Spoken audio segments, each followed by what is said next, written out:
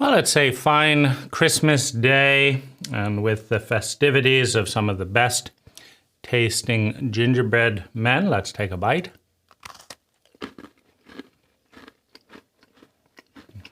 Incredible.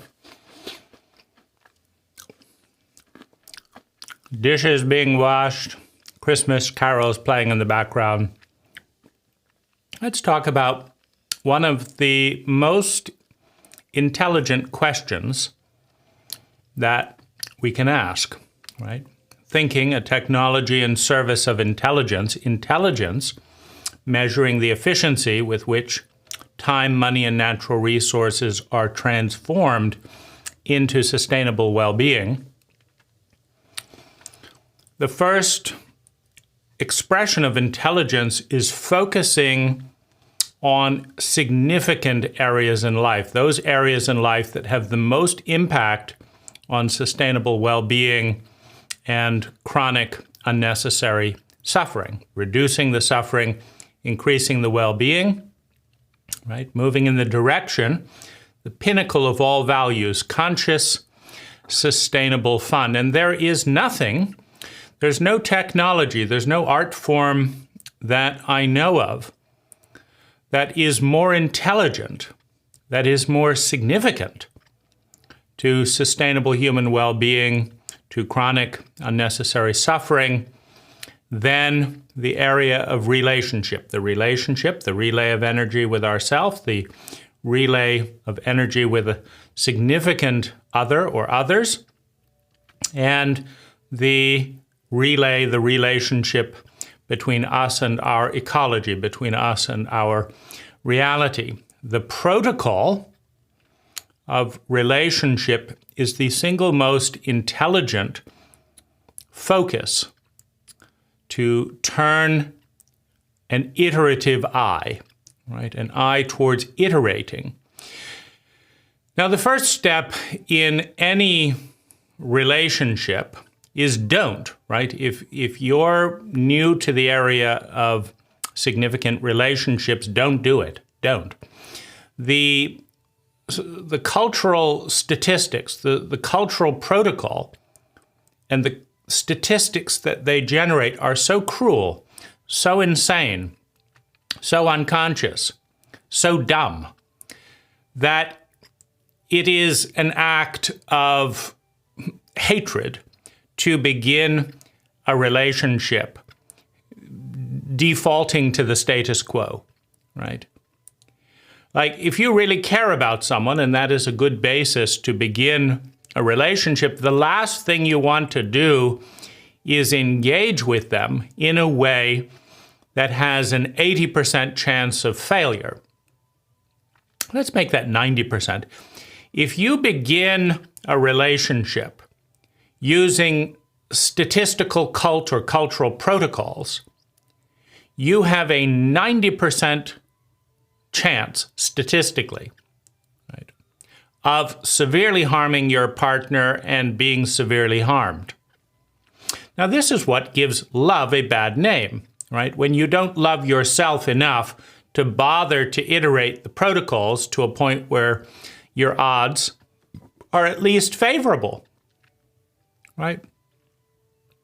You go to Vegas to make money if you hate yourself, right? Because you've got a 98% chance of walking out of Vegas with less money than you arrived, right?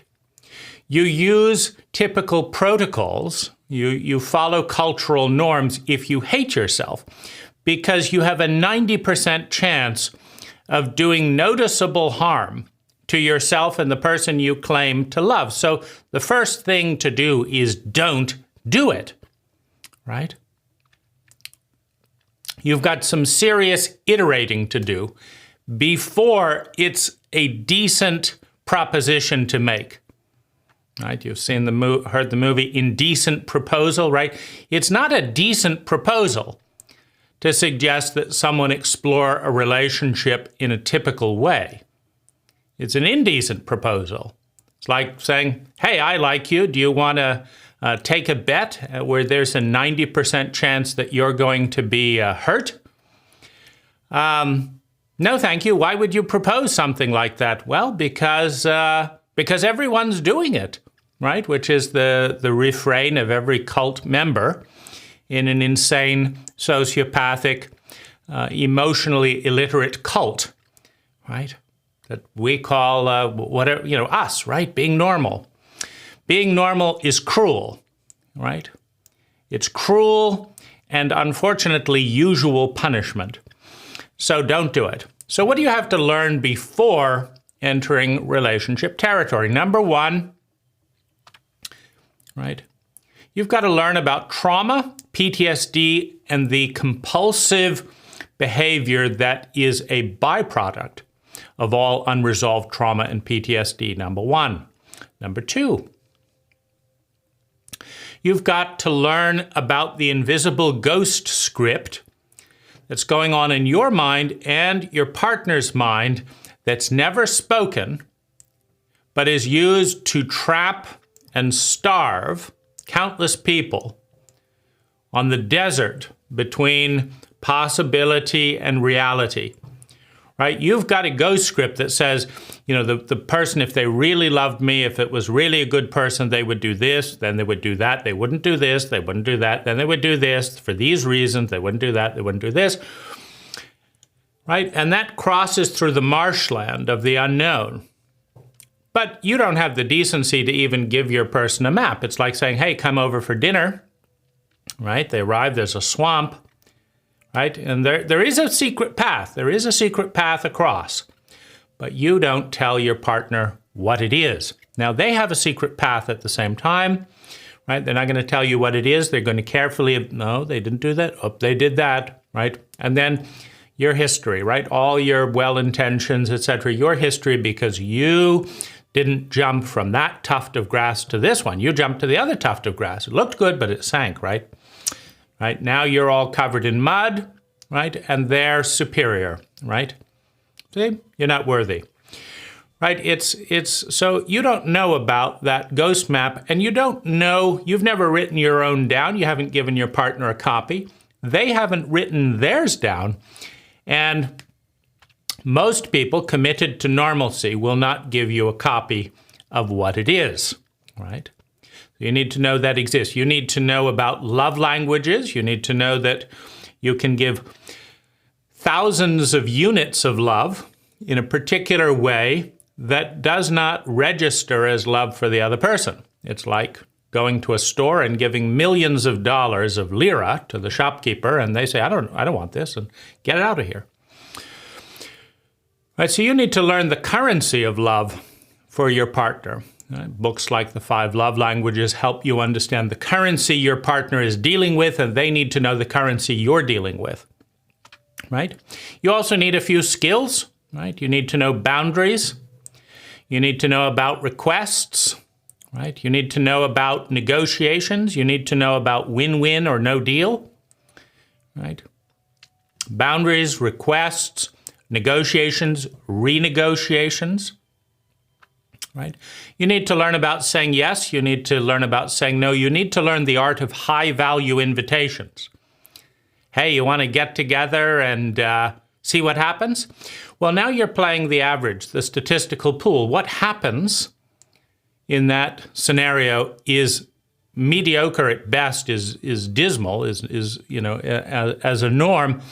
You need to know the art of a high-value invitation, something that if anyone says yes to it, is going to lift it's going to change the needle. It's going to make your day. It's going to be a peak experience. So a high-value invitation involves self-awareness to a point where you know what, where, why, and how you can have a peak experience with another human being. One of the more pivotal transitions you need to make, it's a decision, and it's a decision between sustainable happiness and normalcy. If you understand that it is normal to be chronically miserable, if you understand that, you understand that to be sustainably happy, you're going to be abnormal. you're going to have to deviate from the norm. You're going to need to become a deviant. Now, in the cult language of normalcy, this is a bad word because deviation from the norm represents the unknown, the greatest of all human fears. You're going to have to touch, you're going to have to taste the unknown before you have reasonable odds of chronic, sustainable happiness, right? Because normal people are not happy, right? They're bored, they're self-hating, they're ignorant, they're dumb in many cases because, unfortunately, one of the great symptoms of stupidity is living a completely unnecessarily mediocre, miserable life and having no idea that there's anything wrong with that, right? A smart person would say something's off here. We're spending all this time, all this money, all this natural resources. I feel miserable. Something's very wrong here. Right? But a dumb person looks around and says, well, everyone else is doing it. I guess I'll just suffer for the rest of my life, which means you have a decision to make. Are you willing to face the terror of the unknown, the terror of being cast out of the circle for being different? The cruelest treatment throughout human history has been directed from the majority towards minorities for the crime of being different. The cruelest treatment in human history has been directed from the majority to the minority for the crime of being different, which means you've deviated from the status quo. Now, all evolution is deviation from the status quo. Right. If you look at the invention of fax machines, right? The person who came up with the idea of fax machines was ridiculed, was ignored. People didn't want to give him money to invest in their company. We don't need it. We've got the postal service. You don't need fax machines. The person who came up with email, right? What do you mean digital this? People don't have, no. If God meant us to fly, he would have given us wings, right? They said to the Wright brothers, right? Anytime you deviate from the norm, others look at you with fear, with scarcity, right? It's not going to work. Don't do anything. That's weird. Now, weird, deviant, weird, diversion, abnormal. These are all curses in an ignorant and incompetent cult. The most intelligent cult members understand that for evolution to occur, you have to experiment by doing something different than you're already doing. The most intelligent members in any species will say, right, if you're getting chronically poor results and you keep doing the thing you've always done in the same way you've always done it, with the same people you've always done it with, in the same environment, and you think it's going to be better, you're a fool, right? So in an intelligent culture, the weird ones, the deviants, the minorities are honored as the source of all life because they always have been and they always will be. The deviants, the minorities, the weird ones are the source of all life because life is the process of iterating. It's taking the innate energy that exists in all things and giving it a more intelligent home, right? When a human being eats a carrot, it's taking a simple form of energy and transforming it into a more complex form of energy and helping life's evolution in the process, right? It is an evolution, right, towards intelligence, towards grace, towards beauty, truth, and goodness by doing things differently, by trying different ways. This is the path to life. It's the path to grace, to life, to evolution, to growth, right? To personal development, to species development? Are you willing to face death, to face the terror of the unknown in order to have a chance of a more intelligent life? Are you willing to face death, to go into the unknown? Because that is a step towards happiness and away from normalcy. Normal people are not happy, right? Normal people are not exceptional. That should be obvious just in the language, but it's I want to be normal, I want to be normal, I want to be normal. That's not normal. That's right? So in dumb cults, that sounds intelligent. That's not normal. Do something, right? In dumb cults, that sounds intelligent.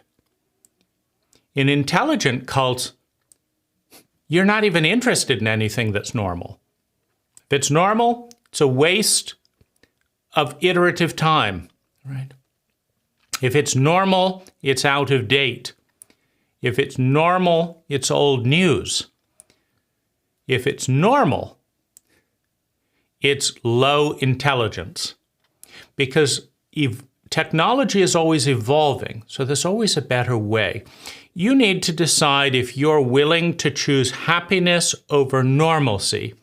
And you need to decide if you are willing to pick a partner. Now we're moving into what is an intelligent partner to pick for a relationship. And 10x is a good paradigm. It just means 10 times better than the status quo. A 10x relationship is 10 times better than the average relationship, right? Now, what is an average relationship, right? Right?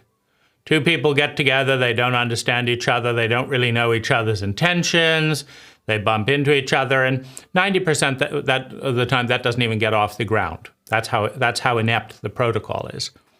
Now, if airplanes took that route, hey, hi, maybe I'm going somewhere, see you. Oh, I wish I'd tell. If airplanes took this approach, they'd never get off the ground, right? Oh, okay, don't worry. It's a ridiculous protocol, right? And so most relationships do not even get off the ground. 90% stall. You missed your opportunity, you didn't do this, they didn't know what you wanted here, you didn't know what they needed there, you didn't know how to get that information, they didn't know you wanted it, they didn't know how to give it to you if you wanted it. The whole thing is nuts, right? Now, one of the paradoxes of 10x anything as new technology, right? You think of the Wright brothers. Planes are the safest way to travel, and they're the fastest way to travel, and they're the cheapest way to travel long distances. Planes are a great invention. But if you spend your whole life creating the first plane, risking your life, etc., it's not faster or cheaper than a train. Right? If you're asked to invent the first plane, or go by train if your goal is to get there fast, right? So there is a paradox. The bleeding edge technology, the best protocol, has learning curves and costs associated with it that are not as efficient as doing things in the old way. But the results, when accomplished, are 10 times better. Now, we're in a liminal phase culturally, right? We most of us don't know what we're doing, and so most of us cause more harm than well-being with the people we try to have romantic relationships with, right? And in a materialist, capitalist cult, that's just fine. People, that's not an urgent call to iterate technology, right? Apple spends billions updating the next iPhone that we don't need. Meanwhile, we still don't know how to talk to our partner, right? So we have 5G to text dumb things to the wrong people, right? It's the wrong app. It's not intelligent, right? Right. But Apple isn't in the intelligence business. They're in the capital business, right? And that's not intelligent. So anyone that's focusing on making money rather than pursuing sustainable human well-being, they've already made the wrong turn, right? So it's not going to lead them to a good place. So let's look at some of the things that make a good partner, right? So to do that, we'll start with the wrong things, right? They should be your own age. Why? So that they don't know anything more than you do and don't know anything less than you do, right? Well, what's that about, right? So that you can have kids together and both be fools when you have kids? I mean, they should be your own age. There's weak data supporting that. That's a norm, right? They should like your types of movies, this, that, the other. Weak criteria, right? They should be college educated, right? The more college degrees you have, particularly if you become a postdoctorate professor, the less likely you are to be happy, right? So if your goal is happiness, then don't get too many degrees. They should be head of a company, high ranking. Well, what do high-ranking heads of companies do? They work all the time at their job, etc. They come home tired. Their focus is on work, and they can't do anything iterative in their relationship. They're incredibly boring and unavailable to have relationships with, right? So it's worth dismissing most of the cult norms for picking. So, oh, they like my movie, though. Oh, it's fate. We both go to the same coffee shop at the same time. It's fate, right? What does that have to do with anything, right? So there's almost nothing that's used. Oh, and then there's sex, right? Oh, that's a cute nose. Oh, that's a good way to pick a partner, right? Right? If you can't communicate together, you will hate everything about them, including their nose, right? So it's then there's the fact that if you have a bad relationship with someone, you probably have sex once a month for 20 minutes if you have a bad relationship with someone. That's a good statistical norm, by the way, something to work towards, right? 20 minutes of sex a month. So if you have a shitty series of interactions with someone every single day, and then once a month you have bad sex for 20 minutes, why pick someone that you're interested in having sex with as the basis of a relationship, right? That's 200 million year reptilian brain programming, but really we haven't evolved more from there. What about picking the person you have the most delightful conversations with, regardless of age, regardless of gender, regardless of anything else? They have quality time available to have rich conversations, and you have delightful conversations that you enjoy more than talking to anyone else. What about prioritizing that relationship as your primary relationship? Well, I'm not homosexual. Fine. Spend all your delightful time talking, and you will have way more fun talking with someone of your own gender delightfully, right?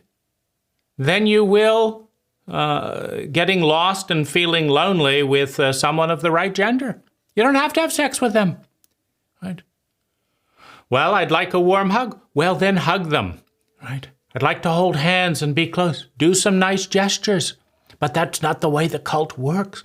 I know. That's the problem, isn't it? Right? Fuck the cult. Fuck the cult. Do you value your happiness above your stupidity? Because if you are a cult member brainwashed into cult norms, you are an idiot.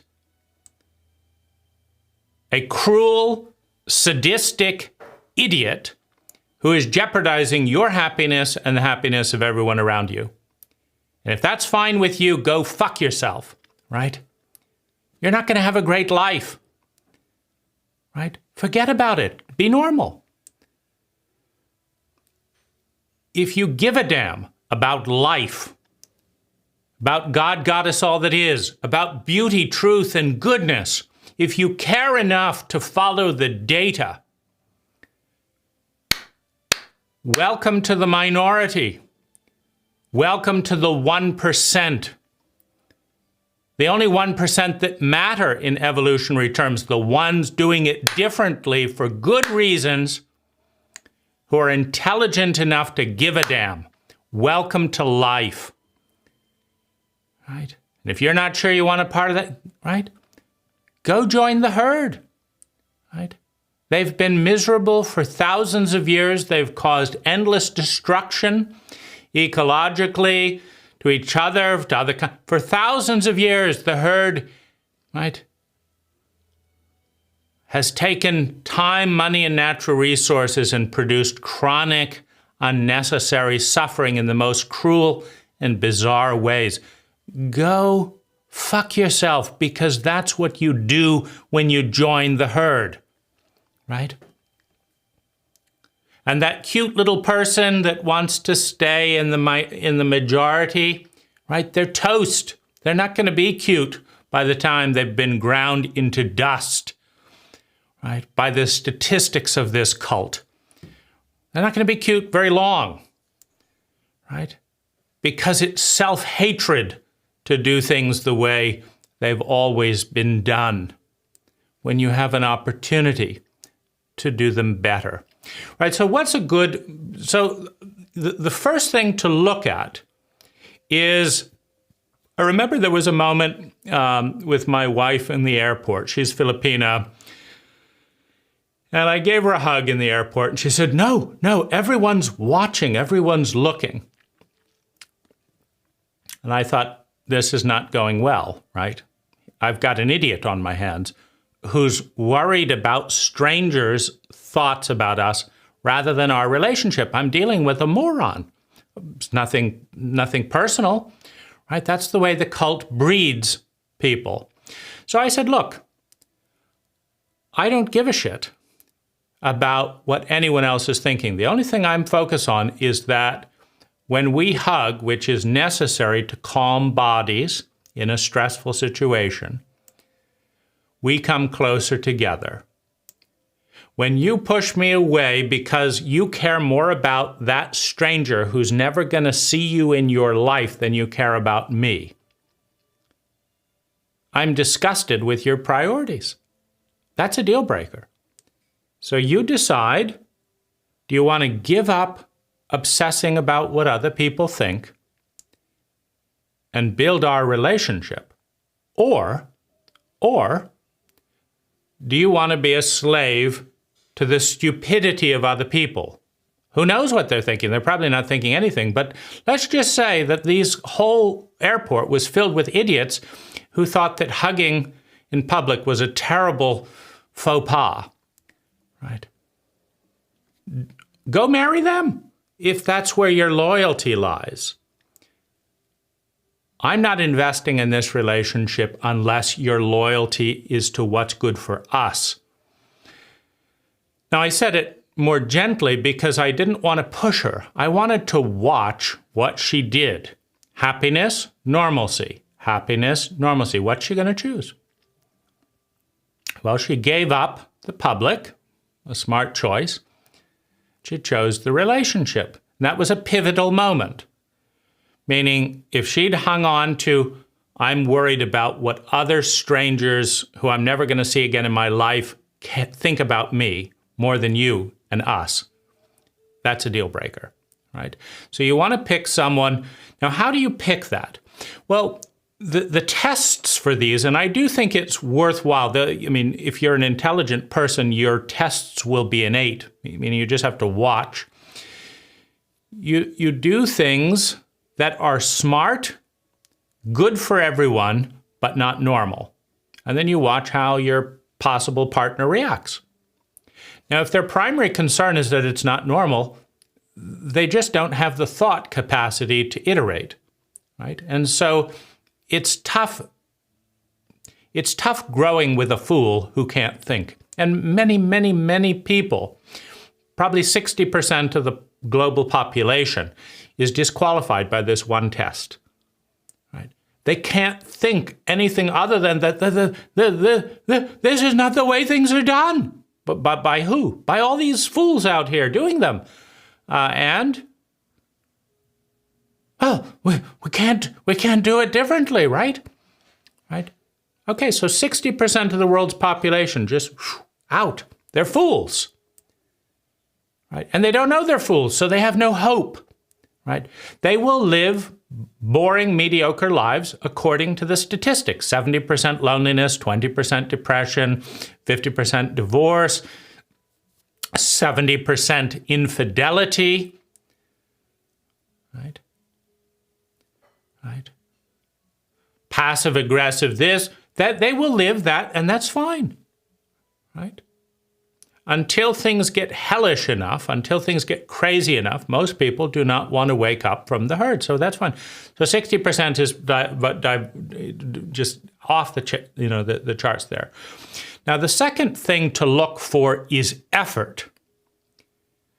Now, this comes in a couple of different forms. One is enthusiasm, filled with God, filled with, I'm excited about it. I'm enthusiastic. Effort, right? I'm willing to show up. I'm willing to charge your battery. I'm willing to show up fully charged, right? I'm not a dead battery, right? So they are deleted, right? Oh, I don't know if I want to do that. Okay, out.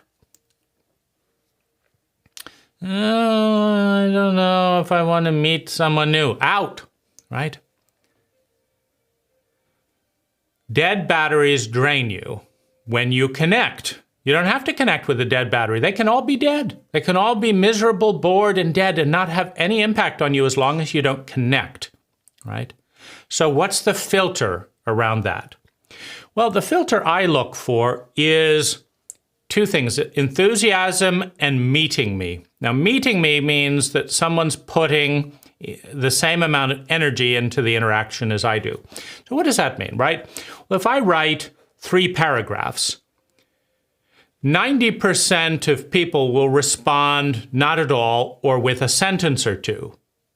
That's not being met, right? If you write 3 paragraphs and someone says, tell me more about that, meaning they're inviting you to spend more energy. Then it takes them a few days during which the energy dissipates. Then they come back, how are you, right? In other words, they want you to keep feeding energy into the dynamic because they don't know what they're doing. They don't know how to navigate. They don't know what they're doing, right? So they're not particularly enthusiastic because they've had miserable results. So they're not, enthusiastic. Everyone who has had great relationship results is enthusiastic about their next relationship. Everyone who has had dismal results is completely ambivalent about their next relationship. Why shouldn't they be? But what they're saying is, I don't know what I'm doing, and I don't know what to do about that, and I'm not doing anything about that, and so I'm just going to be ambivalent. Get rid of them. Get rid of them, right? So the next filter is anyone. Now we're in the 1%. We're in the 1%, right? We deleted 60% that don't. We're in 1% that know what they're doing and are interested. They're putting energy out there. That's the second thing. Now, why? Well, you filter out normal people because it's cruel to inflict normalcy on you and the person you love. It's cruel. Normal is cruel, right? So you do that for kindness. You filter for effort because it's going to take a lot of effort to co-create a fantastic 10x relationship. And it's not going to work if any one person is doing all the work. So you don't have to filter for skill because that's going to take you down below 1%, right? And that could be a little bit difficult. But you can have an effort of someone that's showing up, making an effort, right? that's not going to drain your battery. Doesn't matter their age, doesn't matter their gender, nothing, right? Are they willing to be happy over normalcy? Are they willing to make an effort to show up? That's the next filter. Now, the third filter is coachability and coaching skills. You are a unique multidimensional being. They are a unique multidimensional being. You don't dock two spaceships by banging into each other at 100 miles an hour. It causes too much damage. So what you need is coaching, navigation skills to say, hey, could you meet me over here at 10 degrees at 1 mile an hour? Could we pause here? Okay, don't move any closer right there. You're going to hit my windshield or whatever. So, okay, can we meet here? Over 5 degrees. Now, if you have an idiot, no one's going to tell me what to do. Oh, really? Well, you keep your spaceship way, way away from me, right? Because you're one of those idiots who would rather crash a vessel than learn what you don't know. When you don't know because you haven't asked the questions. You don't know what you're doing, but you don't want to be told what to do. Go fuck yourself. Join the morons. Join the morons. Are you willing to learn what you don't know you don't know? Are you willing to learn navigation from me? And are you willing to teach me navigation about you? Well, no, I don't. Right? In this diversified world where you've watched your own media channels and built your own version of reality, and I've watched my media channels and watched my version of reality, and I've grown up here and you've grown up there, and I'm this age and that. No, I've got this brain. No, we don't know, right? You can play the statistics and get it right 1% of the time, but crashing 99 spaceships to get one, just to quote, have it happen randomly, it's absurd. You don't know and I don't know, which means you have to coach me and you have to be willing to be coached. Are you willing to coach me and be coached? Right? That's the next thing. Now, this, and you can look at probability fields. For example, in machismo cults or chauvinist cults, nobody wants to be told what to do because it's considered weakness.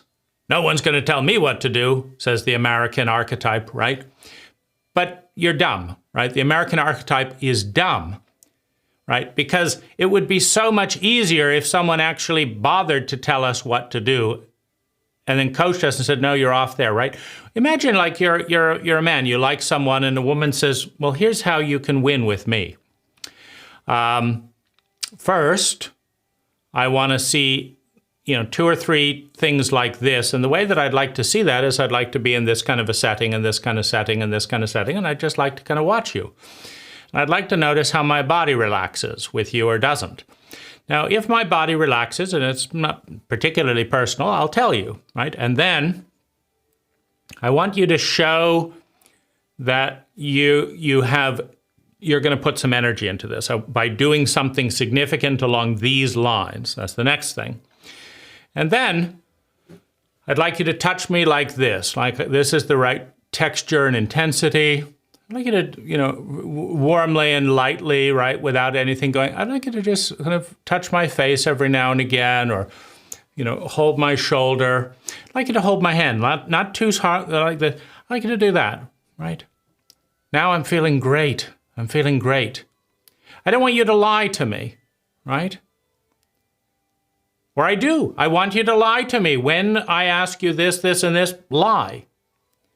Because I don't want to deal with that bit of reality. So lie to me here. Don't lie to me here.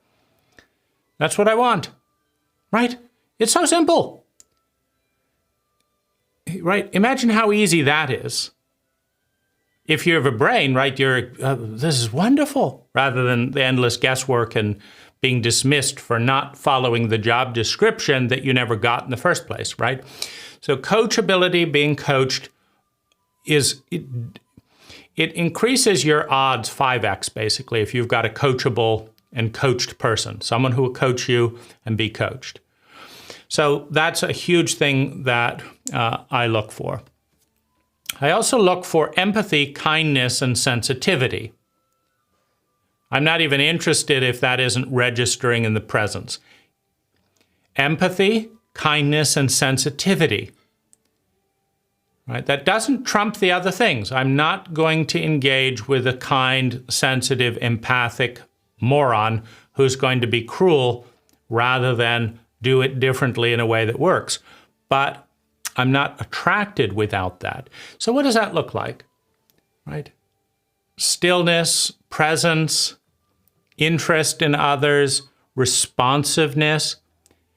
When someone's uncomfortable, they respond. Like a child is crying, they go over and attend to things. I look at that and I think that's a very, very good built-in trait to have in a partner, because there's parts inside and out that need that kind of care and love. And I'm not going to feel alone in this relationship if they're empathic. I'm going to feel alone if they're sociopathic. Even if they're pampering me and doing this because they want something from me, I'm going to feel alone if they're all sociopathic. Another thing to look for is independence. And what I mean by that is the healthiest relationships occur freely by both people. So if you can create your own well-being on your own, okay. And I can create my own well-being on my own, okay. It's going to bring out the best in people statistically relative to one person being in a state of desperate need. And so you may meet someone and they're in a desperate need or whatever, but you want to move towards independence in power. I've got my own money, I've got my own resources, I've got my own ability. I can think for myself, I can do for myself. The reason for that is now the relationship is in a preferential area, and this is necessary for honesty. Anyone who is in a state of need is in a state of prostitution, right? Meaning, I will do something that I don't want to do because I need the money, because I need a friend. I don't want to do this. I hate skiing. I hate this, but I need a friend, so I'm going to say I like skiing. Someone in a state of need cannot be honest. They cannot, right? But if you are not honest, you cannot connect in the best way. You're violating parts of them and you don't know it because they're lying to you. So you've got to find someone who is independent enough to be honest, right? Now that's a real thing. That means having enough money, enough skills, enough self-love. Now, if they're not in that situation, like when I met my wife, she was in an incredibly state of dependence. But I talked with her and I said, every month of this relationship, you're going to have to gain power and independence, or I'm not going to engage, right? Because this is not a good dynamic, right? You're not going to even know who you really are unless you've got emotional, mental, financial, and logistical power, right? So you've got to be willing to earn and create that. If you're rapidly moving towards that, I will, give time for that. But that's what's necessary for this relationship to really grow. Are you willing to do that? And that's a discipline, right? And that you measure that, right? Like, how much money do you have this month? How much this? Where's your fear level at, right? Your fear determines your degree of prostitution. If you're terrified of being punished by someone, you cannot be honest, right? Because some of the things you say, if they're a punishing person, they're going to punish you, right? If you're terrified I can't survive on my own, you're not going to be honest, right? Because some of the things you might say might break you apart as a couple or as a housemate or whatever, right? And so you move towards power, joint power. Are you both willing to be powerful independently?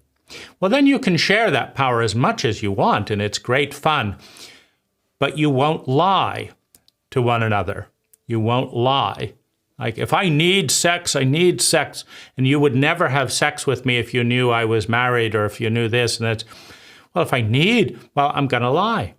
And then you're not dealing with a real person. You're dealing with a lie based on a prostitute's need for something, right? It's nothing wrong.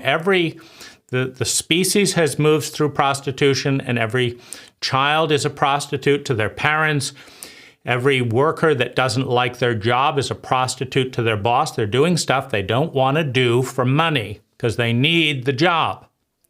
You are a prostitute. You can't be honest to your boss, right?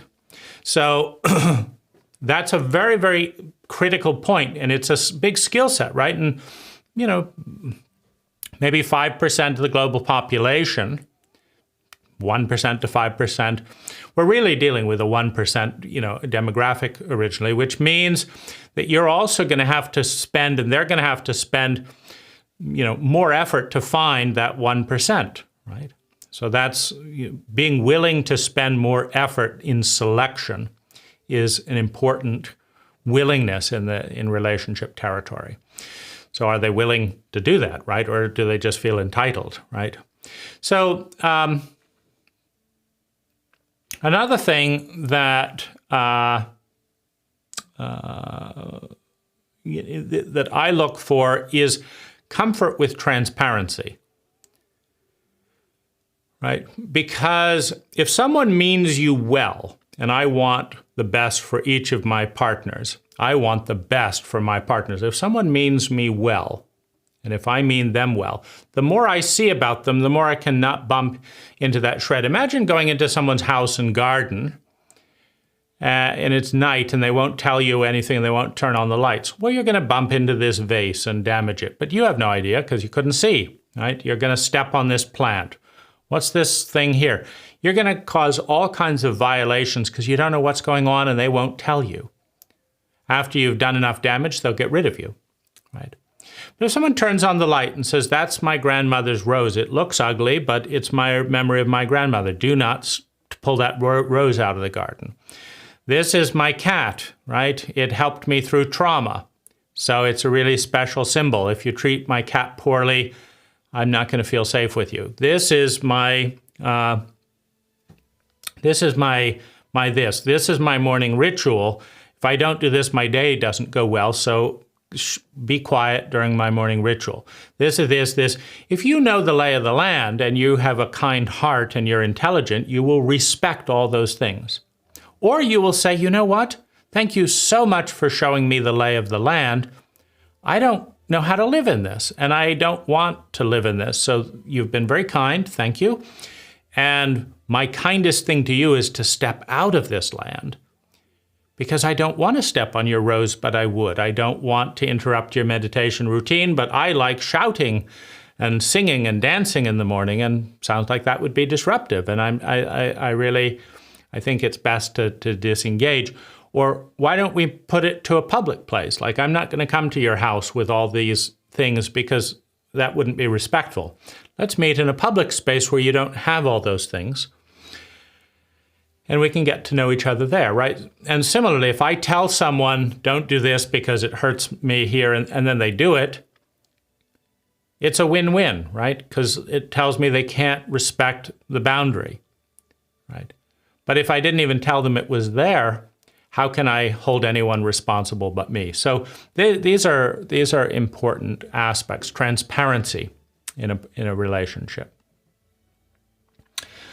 Having a mix of heart, mind, and body is part of integration and balance, right?